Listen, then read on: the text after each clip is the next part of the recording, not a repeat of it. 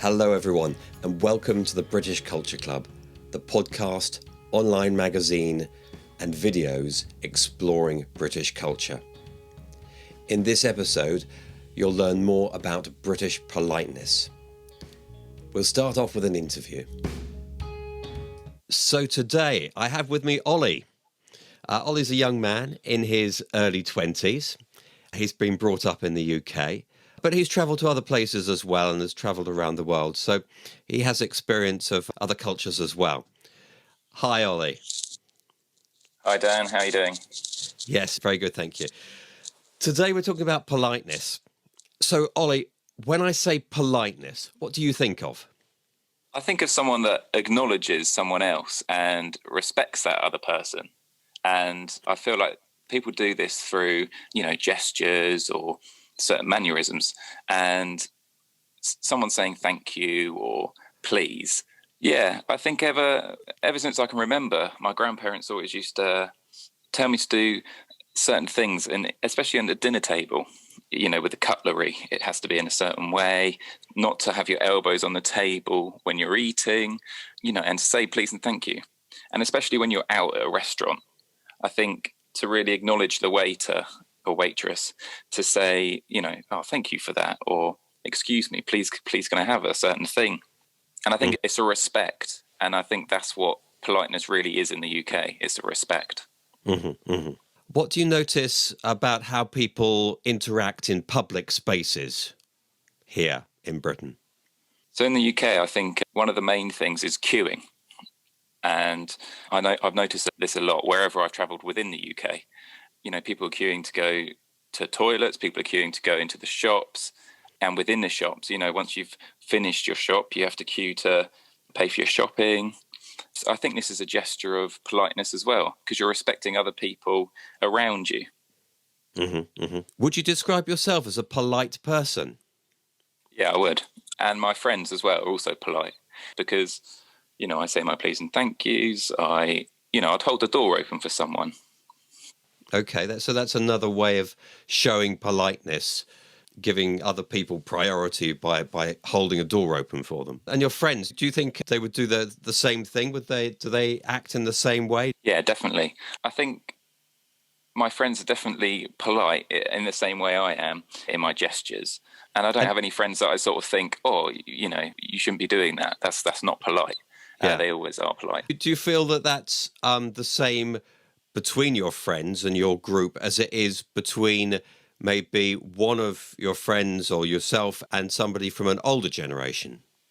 Yeah, perhaps it's slightly different because I think when you're with your friends, you sort of know each other and you're perhaps not so polite to one another. But when you're speaking to someone maybe from an older generation, I think you're more polite. And I think that's because you sort of respect them more and you don't know them as well on such a friendly level. Yeah, so it's slightly more casual than, say, between yourself and an older person. Definitely. Yeah. Somebody looking from abroad to the UK might have this image of this sort of stereotypical image of an English gentleman. Do you think the English gentleman exists? I do, yeah, but I think it's gradually slipping away. I know, especially in the area that I've been brought up, that there is this English gentleman.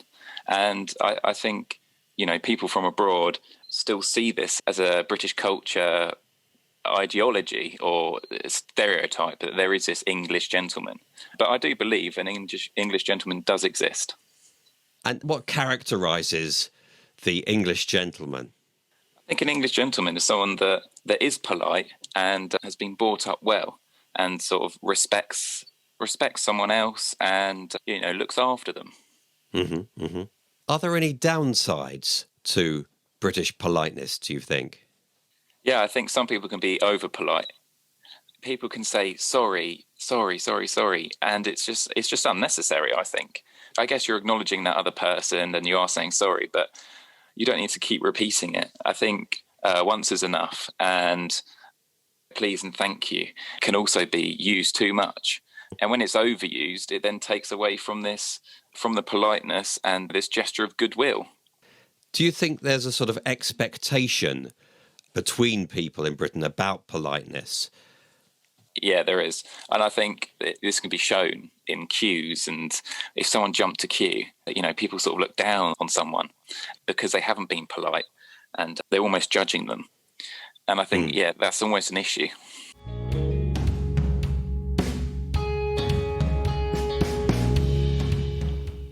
Ollie covered a lot of different aspects of politeness there. Thank you, Ollie. He talked about table manners, saying please and thank you, being polite in a restaurant, queuing, holding doors open and apologising. And really the essence of being polite, respecting other people. Let's go over to Jessica to get more views on what it means to be polite. Hello everyone, I'm Jessica, and today I'm going to be talking with Callum. Callum lives and works in Bath in England. He is a bookseller at Mr. B's Emporium of Reading Delights at an independent bookshop. Hi Callum. Hello. So, what do you think about when you think of British politeness? It's often something that British people are caricatured for being over polite. And I recognise that when I'm in other countries. That's not to say, of course, that other countries are rude in any way. It's just to say I think that sometimes British people are very quick to apologise for things unnecessarily and to thank people. I think a lot of people would associate being polite in Britain with apologising a lot and saying thank you a lot.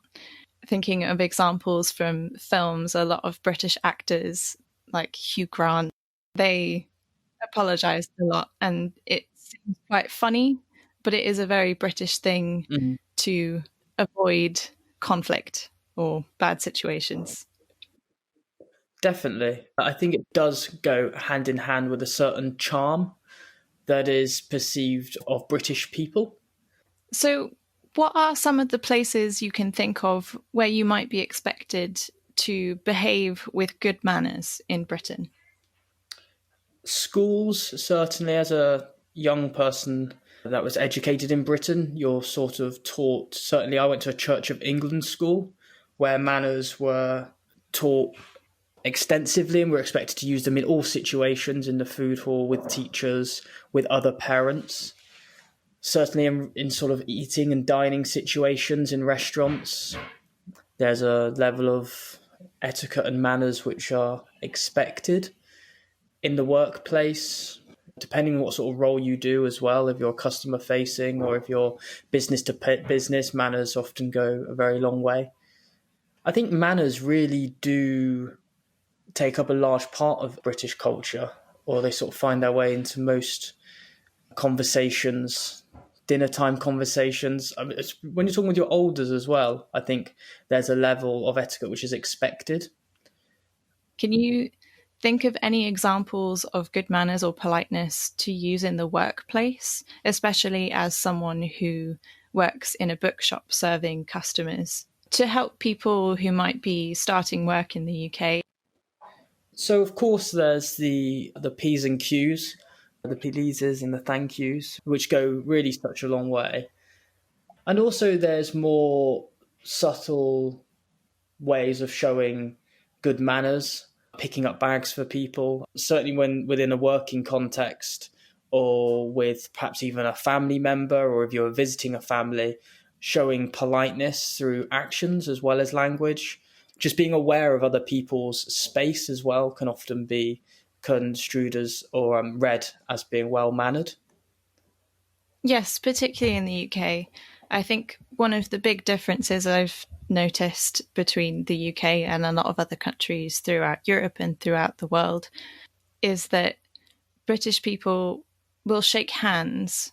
They don't hug very often or kiss each other on the cheek very often. This is considered something reserved for close friends. It's more friendly than you would expect if you were in a workplace or in a school or out on the street and meeting someone who you haven't met before. Yeah, so British people will usually prefer to shake hands, and it's considered respectful to be aware of other people's space and not forcing them to be too friendly straight away. Yeah, definitely. You mentioned other subtle ways of displaying good manners and showing good manners to people. Can you think of any examples that you would use every day, such as things like holding a door for someone or helping someone who needs help to cross a road and that kind of thing, which is considered polite action? Can you think of any more examples of polite actions or polite words? I think the main thing is reading the situation. I think being mindful of the people or the person that you are attempting to show politeness towards. Things like, you're right, opening the doors, making them aware of you as well. Excuse me, and asking people to move. There's absolutely nothing wrong with doing that. I think British people do have a problem sometimes with that. I sometimes find it really awkward for some reason in some situations to ask somebody to move to the side for me so I can pass. I don't know why that is, but I'm sure that is tied into the over polite Britishness, where they sort of feel it's impolite almost to put themselves in another's way. But there's absolutely nothing impolite about asking somebody to excuse you. I think linked to that is this idea that British politeness is important in Britain in order to make other people feel comfortable. Maybe that's why it feels sometimes awkward to ask someone to excuse you and move out of the way, is that you feel that politeness is supposed to stop conflict and make other people comfortable and make sure that the situation is calm and no one gets angry and no one feels offended or feels like anyone's being rude. I think it's also, as we've sort of discussed, it goes some way to defining a British identity. And I think when people are showing manners, I think it's also, as well as avoiding conflict, I think it's a way of defining oneself to a certain degree. Absolutely. I think that is often one of the things that British people aim for, is to seem polite to other people and to seem caring and respectful.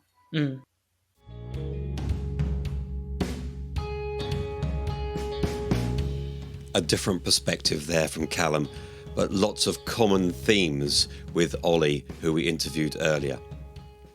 Well, I hope that's given you some insights into British culture, politeness in British culture. Of course, this episode wouldn't be complete without me saying thank you for joining us. We're looking forward to our next episode. If you haven't already subscribed, please click on the subscribe button and you can join the British Culture Club and read our online magazines at our homepage. That's britishcultureclub.org.